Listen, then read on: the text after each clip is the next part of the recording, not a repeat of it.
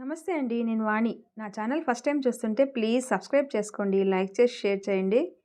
అనాథ అయిన సౌజన్యాని శ్రీధర్ ఇష్టపడి పెళ్లి చేసుకుంటాడు. సౌజన్య ఇప్పుడు గర్భవతి. ఇప్పటికే 2 సార్లు అబార్షన్ అయింది. సౌజన్యకి భయంగా ఉంది. ఈసారైనా తనను ఎంతో ప్రేమించే భర్త అత్తగారి చేతికి బిడ్డను ఇవ్వగలనా లేదా అని.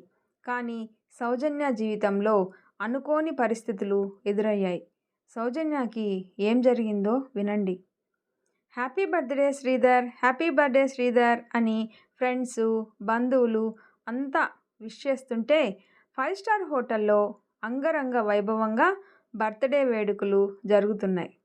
తన ఫ్రెండ్తో పాటు అక్కడికి వచ్చిన సౌజన్య పార్టీలో మిగిలిపోయిన ఫుడ్ని పార్సిల్ చేసి తీసుకొని వెళ్ళబోతుంటే అదంతా గమనించిన శ్రీధర్ తల్లి సత్యవతి, ఏ అమ్మాయి, ఆ ఫుడ్ అంతా ఎందుకు తీసుకుని వెళ్తున్నావు? నీకు ఏది తినాలనిపిస్తే అది ఇక్కడే తిను అంది. సౌజన్య చిన్నగా నవ్వుతూ, ఇది నా కోసం కాదండి.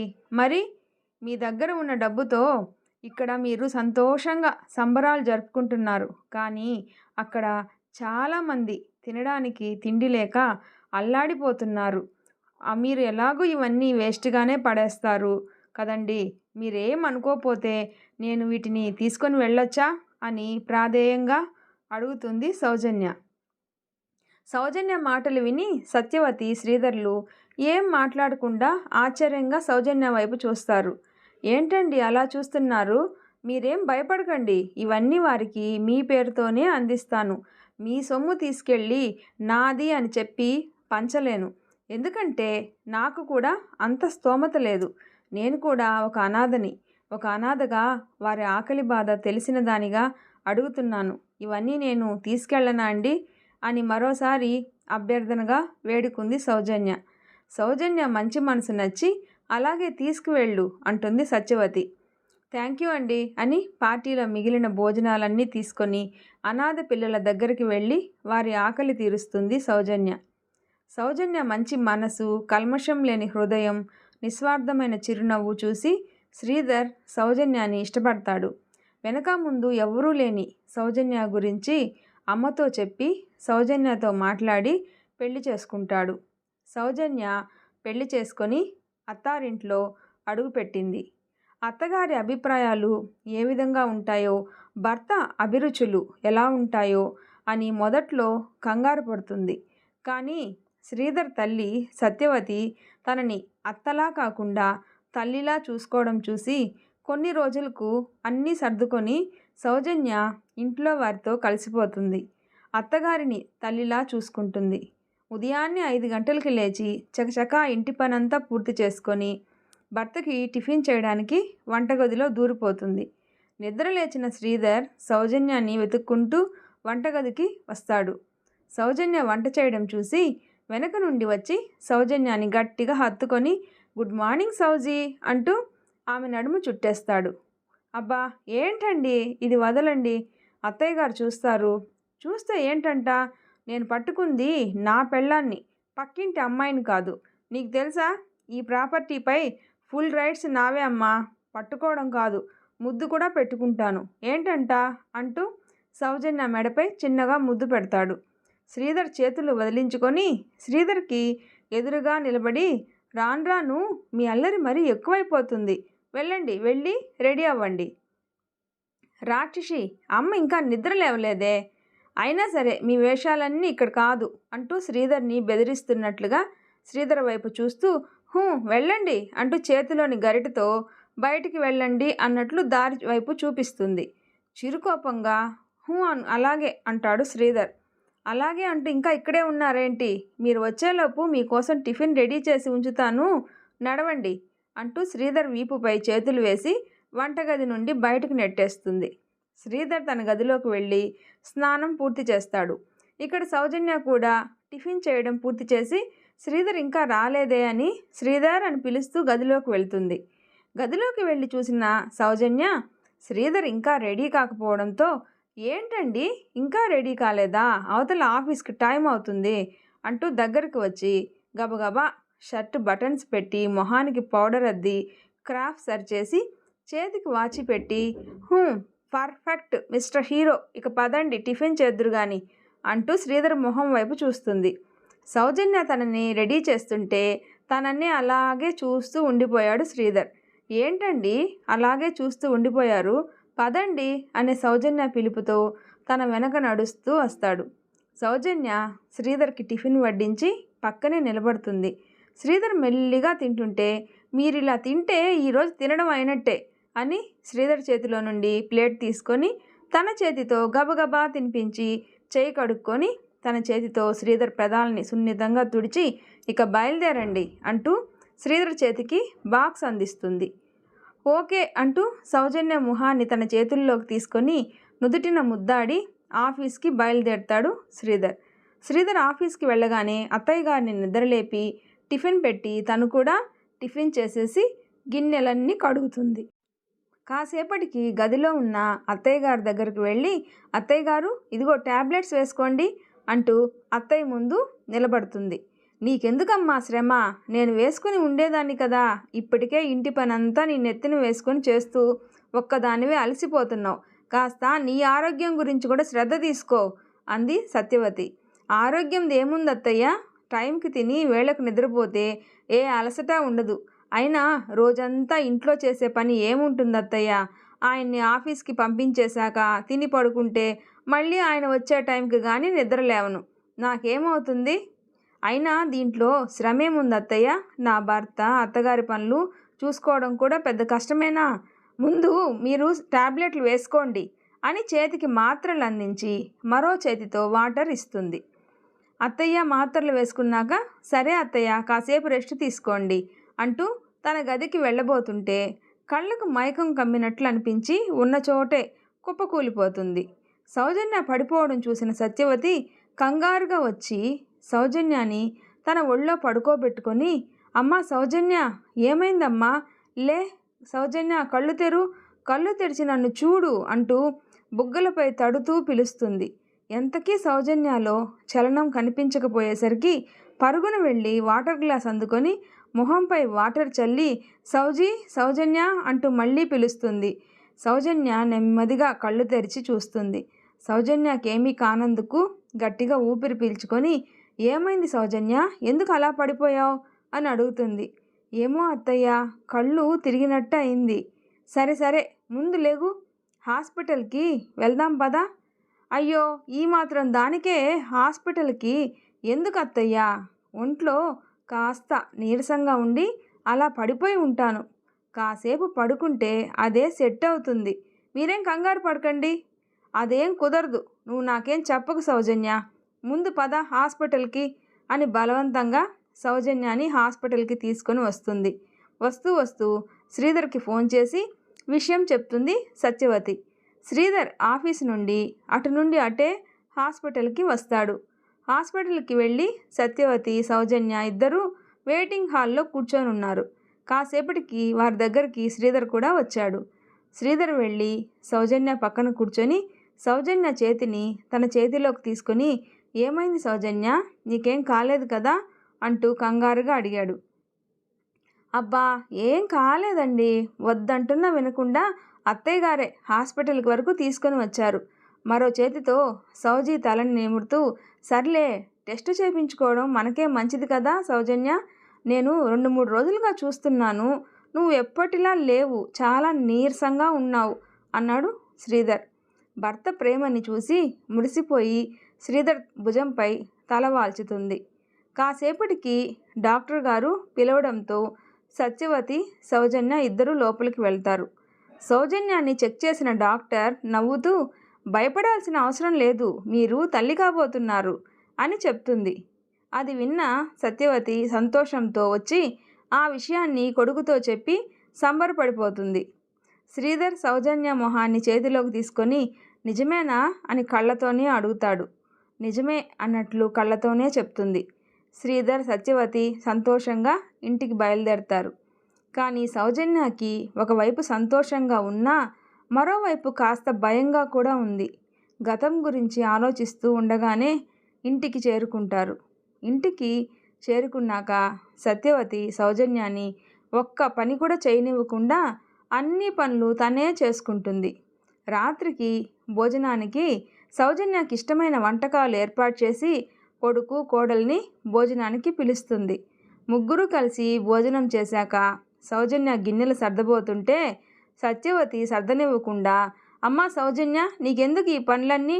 నువ్వు వెళ్ళి పడుకో, ఇక నుండి ఇంటి పనులన్నీ నేనే చూసుకుంటాను అంది సత్యవతి. అదేంటత్తయ్య అలా అంటారు? మీరొక్కరే అన్ని పనులు ఎలా చేసుకుంటారు?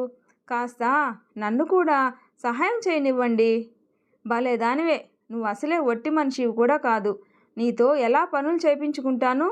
నీకు అంతలా చేసి పెట్టి ఉండాలి అనుకుంటే నీకు డెలివరీ అయ్యి నా చేతిలో ఒక మనవడినో మనవరాలనో పెట్టి అప్పుడు చేసుకో అంది సత్యవతి నవ్వుతూ. అప్పటి వరకు నువ్వు రవ్వంత పని చేయడానికి కూడా నేను ఒప్పుకోను. వెళ్ళు, గదిలోకి వెళ్ళి పడుకో. సరే అని పడక గదిలోకి వచ్చిన సౌజన్య పడుకోకుండా ఏదో ఆలోచిస్తూ ఉండడం గమనించిన శ్రీధర్ సౌజన్య భుజంపై చేయి వేసి, సౌజీ, ఏమైంది? ఎందుకు అలా ఉన్నావు? అబ్బే ఏం లేదండి, నేను బాగానే ఉన్నాను. నిజం చెప్పు సౌజన్య. అత్తయ్య గారు నేను తల్లిని కాబోతున్నాను అని చాలా సంతోషంగా ఉన్నారండి. కానీ ఇది వరకు కూడా 2 సార్లు ఇలాగే ప్రెగ్నెన్సీ వచ్చినట్టే వచ్చి కడుపులో బేబీ సరిగ్గా లేదు అని అబార్షన్ చేశారు.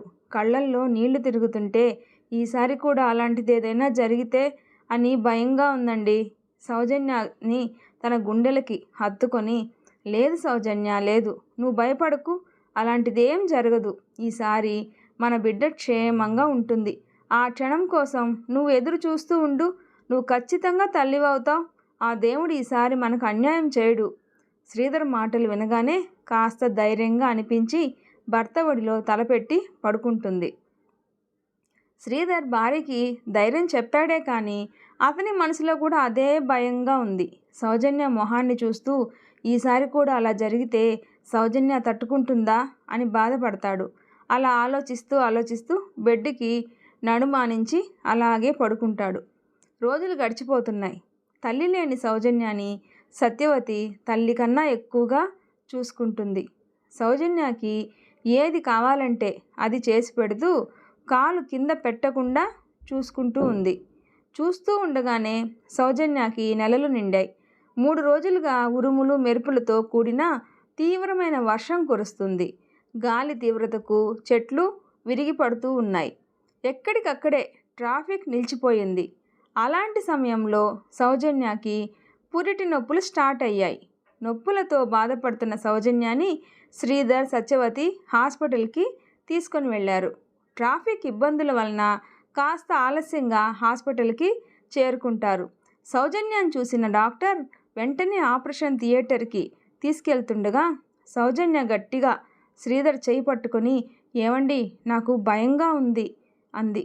సౌజీ, నువ్వు భయపడకు, అంతా మంచే జరుగుతుంది అని బాధగా సౌజన్య చేతిని ముద్దాడుతాడు. ఇంతలో స్ట్రెచ్చర్పై ఉన్న సౌజన్యాని ఆపరేషన్ థియేటర్ లోపలికి తీసుకుని వెళ్తారు. లోపల ఏం జరుగుతుందో అని సత్యవతి, శ్రీధర్ భయంగా ఎదురు చూస్తూ ఉన్నారు. కాసేపటికి డాక్టర్ బయటికి వచ్చి, ఆడపిల్ల పుట్టింది కానీ ఏంటి డాక్టర్ గారు అన్నాడు శ్రీధర్. సౌజన్యకి ఏమైందో అని కంగారుగా.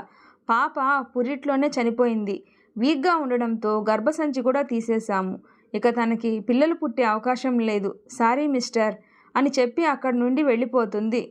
డాక్టర్ గారి మాటలు విన్న సత్యవతి ఒక్కసారిగా కుప్పకూలిపోయి శోకం మొదలు పెడుతుంది. తల్లిని అలా చూసిన శ్రీధర్ వెళ్ళి, అమ్మా ప్లీజ్, అమ్మా ఏడవకు, నువ్వే ఇలా ఏడిస్తే అక్కడ సౌజన్య పరిస్థితి ఏమిటి? తనని ఓదార్చేది ఎవరమ్మా అంటూ కళ్ళల్లో సుడులు తిరుగుతున్న కన్నీటిని అమ్మకి కనిపించకుండా తుడుచుకుంటాడు. శ్రీధర్ మాటలు విన్న సత్యవతి లేచి నిలబడి, నాన్న, శ్రీధర్, పద, వెళ్ళి సౌజన్యాన్ని చూద్దాం అంటూ బాధగా సౌజన్య దగ్గరికి వెళ్తారు. లోపల స్పృహలోకి వచ్చిన సౌజన్య నిజం తెలుసుకొని ఏడ్చి ప్రాణం లేని బొమ్మలా మారిపోతుంది. సౌజన్యాని ఆ పరిస్థితిలో చూసి శ్రీధర్ తట్టుకోలేకపోతాడు. జీవోత్సవంలా ఉన్న సౌజన్యాన్ని తీసుకొని శ్రీధర్, సత్యవతి ఇంటికి వస్తారు. సౌజన్య బాధని చూడలేక శ్రీధర్ 4 రోజులు ఆఫీస్కి సెలవు పెట్టి సౌజీని కంటికి రెప్పలా చూసుకుంటాడు. కొన్ని రోజుల తర్వాత సౌజన్య కోలుకొని ఎప్పటిలా ఇంటి పనులు చేయడం మొదలు పెడుతుంది. అలా ఎప్పటిలానే ఒకరోజు అత్తయ్య పక్క సర్దడానికి గదిలోకి వెళ్తుంది సౌజన్య. పక్క సర్దాక సత్యవతి బెడ్ పైన కూర్చొని, అమ్మా సౌజన్య, ఇలా వచ్చి కూర్చో అంటుంది. సౌజన్య వెళ్ళి సత్యవతి పక్కన కూర్చొని, ఏంటత్తయ్యా అంది. మరేం లేదు సౌజన్య, నీకు జీవితంలో పిల్లలు పుట్టే అవకాశమే లేదని డాక్టర్ గారు చెప్పారు. కానీ నా వంశం ఇక్కడితో ఆగిపోవడం నాకు ఇష్టం లేదు. ఆ మాట వినగానే సౌజన్య కళ్ళల్లో నీళ్లు తిరుగుతుంటే, కానీ అత్తయ్య, నేనేం చేయను? మాతృత్వం అనేది దేవుడు ఇచ్చే గొప్ప వరం. కానీ నాకు ఇచ్చినట్టే ఇచ్చి నా దగ్గర నుండి లాగేసుకున్నాడు. నేను మీ వంశానికి వారసుడిని ఇవ్వలేను. ఆ దేవుడు నాకు ఆ అదృష్టాన్ని దూరం చేసి అన్యాయం చేశాడు అని బోరున ఏడుస్తుంది. అది తెలిసే ఈ విషయం అడగబోతున్నాను. దీనికి శ్రీధర్ని నువ్వే ఒప్పించాలి అంది సత్యవతి. అత్తగారి మాటలు అర్థం కాని సౌజన్య అయోమయంగా సత్యవతి వైపు చూస్తూ ఉంది. చూడు సౌజన్య, నా వంశం ముందుకు నడవాలి అంటే ఒకటే మార్గం. శ్రీధర్ మరో పెళ్లికి చేసుకోవాలి. దానికి నువ్వే శ్రీధర్ని ఒప్పించాలి. అత్త మాటలు విని షాక్ అయిన సౌజన్య, అత్తయ్య ఏం మాట్లాడుతున్నారు? ఆయన నన్ను వదిలిపెట్టి మరో పెళ్లి చేసుకోవడమా? దానికి స్వయంగా నేనే ఆయన్ని ఒప్పించడమా? నిజమేం మాట్లాడుతున్నాను సౌజన్య. నేను చెప్పిన దానికి నువ్వు అంగీకరించక తప్పదు. ఒకసారి నా వైపు నుండి కూడా ఆలోచించు అనింది. సౌజన్య ఏడుస్తూనే, కానీ అత్తయ్య, నేను ఆయన్ని వదిలేసి ఉన్నా కూడా ఆయన నన్ను వదిలేసి ఉండలేడు. నేనుండగా రెండో పెళ్లి చేసుకోవటానికి ఆయన ఒప్పుకోడు. ఇన్నాళ్ళు ఎవరూ లేని నిన్ను ఒక తల్లిగా చూసుకున్నాను. నువ్వేది అడిగినా కాదనకుండా ఇచ్చాను. ఒక్కసారి ఈ తల్లి బాధని అర్థం చేసుకొని నా మాట కాదనుకమ్మా, నీకు దండం పెడతాను అని రెండు చేతులు జోడిస్తుంది. అయ్యో అత్తయ్య, ఏమిటిది? సరే, మీరు చెప్పినట్టుగానే చేస్తాను. ఆయన్ని ఒప్పించడానికే ప్రయత్నిస్తాను అంటూ ఏడుస్తూ తన గదిలోకి వెళ్ళిపోతుంది. గదిలోకి వెళ్ళిన సౌజన్య కాసేపు బాగా ఆలోచించి శ్రీధర్ పడుకోగానే తన బట్టలు బ్యాగ్లో సర్దుకొని శ్రీధర్కి ఒక ఉత్తరం రాసిపెట్టి ఇంట్లో నుండి వెళ్ళిపోతుంది. సౌజన్య తన గదిలో నుండి వెళ్ళిపోయాక సత్యవతి ఆలోచిస్తూ అలాగే నిద్రపోతుంది. ఉదయాన్నే శ్రీధర్ నిద్రలేచి ఎప్పట్లానే సౌజన్యాన్ని వెతుక్కుంటూ వంటగదిలోకి వెళ్తాడు. కిచెన్లో భార్య కాకుండా తల్లి ఉండడం చూసిన శ్రీధర్, అమ్మా నువ్వేంటిక్కడ? సౌజన్య ఏం చేస్తుంది? ఏమోరా, పడుకొని ఇంకా లేవనట్టుగా ఉంది. నీకు ఆఫీస్కి టైం అవుతుంది అని నేనే వంట చేస్తున్నాను అంది సత్యవతి. పడుకోవడం ఏంటమ్మా? నేను ఇప్పుడే లేచి వస్తున్నాను. తను గదిలో లేదు. అవునా? మరి ఎక్కడికి వెళ్ళినట్టు? నేను చూస్తానుండమ్మా అని సౌజన్య అంటూ ఇల్లంతా వెతుకుతాడు. వెతికి వెతికి అలసిపోయిన శ్రీధర్ కళ్ళకి సౌజీ తన కోసం రాసిపెట్టిన ఉత్తరం కనిపిస్తుంది. శ్రీధర్ కంగారుగా వెంటనే అది చేతిలోకి తీసుకొని చదువుతాడు. ప్రియమైన శ్రీవారికి, నన్ను క్షమించండి. నేను మిమ్మల్ని వదిలేసి వెళ్ళిపోతున్నాను. అందుకు కారణం నేనే. నాకు పిల్లలు పుట్టరని, మీ వంశం మీతోనే ఆగిపోకూడదని అత్తయ్య గారు మీకు మరో పెళ్లి చేయాలని నిర్ణయం తీసుకున్నారు. నేను మీ ఎదురుగా ఉంటే మీరు మరో పెళ్లికి ఒప్పుకోరు. అందుకే ఇల్లు వదిలి వెళ్ళిపోతున్నాను. ఇన్నేళ్ల మన వైవాహిక జీవితంలో నేను మిమ్మల్ని, అత్తయ్య గారు నన్ను ఏ కోరిక అడిగింది లేదు. మొదటిసారి అత్తయ్య గారు నోరు తెరిచి నన్నొక కోరిక కోరారు. అది నెరవేర్చడం మీ చేతిలోనే ఉంది. అత్తయ్య గారి కోరిక ప్రకారం మీరు మరో పెళ్లి చేసుకొని పిల్ల పాపలతో సంతోషంగా ఉండండి. ఇట్లు ప్రేమతో మీ సౌజన్య. ఉత్తరం చదివిన శ్రీధర్ ఒక్కసారిగా షాక్ అయిపోతాడు. ఎదురుగా ఉన్న అమ్మని పట్టించుకోకుండా సౌజన్య కోసం వెతుకుతూ బయలుదేరతాడు. వెతికి సౌజన్యాన్ని మళ్ళీ ఇంటికి తీసుకొని వస్తాడు. ఏడుస్తూ ఉన్న సౌజన్య ముందు నిలబడి తన రెండు చేతులు పట్టుకొని, సౌజీ, ఎందుకు ఇంత పని చేశావు? నువ్వు లేకుండా నేను ఎలా ఉండగలను అనుకున్నావు? నిన్ను కాదు అని మరో పెళ్ళా? అది జరగదు. కలలో కూడా నిన్ను తప్ప మరెవరినీ ఊహించుకోలేను. నాకు నువ్వే కావాలి. మనకి పిల్లలు లేకపోయినా పర్వాలేదు. జీవితాంతం నీకు తోడుగా నేనుంటాను. శ్రీధర్ మాటలు విని సౌజన్య బోరున ఏడుస్తుంది. ఏంటమ్మా ఇది? సౌజన్యకి పిల్లలు పుట్టరని తనని వదిలేసి మరో పెళ్ళి ఎలా చేసుకోగలను? నీకు పిల్లలే కావాలి అంటే దేశంలో ఎంతోమంది అనాథ పిల్లలు ఉన్నారమ్మా. ప్రేమగా వారిని చేరదీస్తే వాళ్ళు మన వారసులే అవుతారం. ఇప్పటి వరకు నీకు ఈ విషయం చెప్పలేదు. ఇప్పుడు వినమ్మా. నేను ఇప్పుడే వెళ్ళి అనాథ ఆశ్రమం నుండి బాబుని దత్తత తీసుకుంటాను. కానీ సౌజన్యాన్ని మాత్రం వదిలే ప్రసక్తే లేదమ్మా. శ్రీధర్ మాటలకి సత్యవతి మౌనంగా ఉండిపోతుంది. ఏంటమ్మా, నన్ను చూస్తే కోపంగా ఉందా? పెళ్ళాం కోసం తల్లికి ఎదురు మాట్లాడుతున్నాను అనుకుంటున్నావా?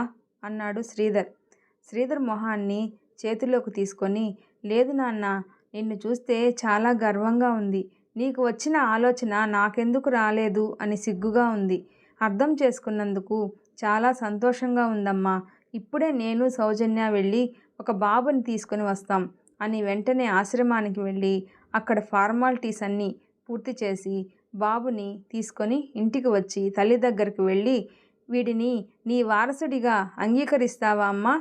సత్యవతి కళ్ళల్లో నీళ్లు తిరుగుతుంటే ముందుగా సౌజన్యాన్ని దగ్గరకు తీసుకొని క్షమాపణలు చెప్పి ఆ తర్వాత బాబుని ఎత్తుకొని ముద్దాడుతుంది.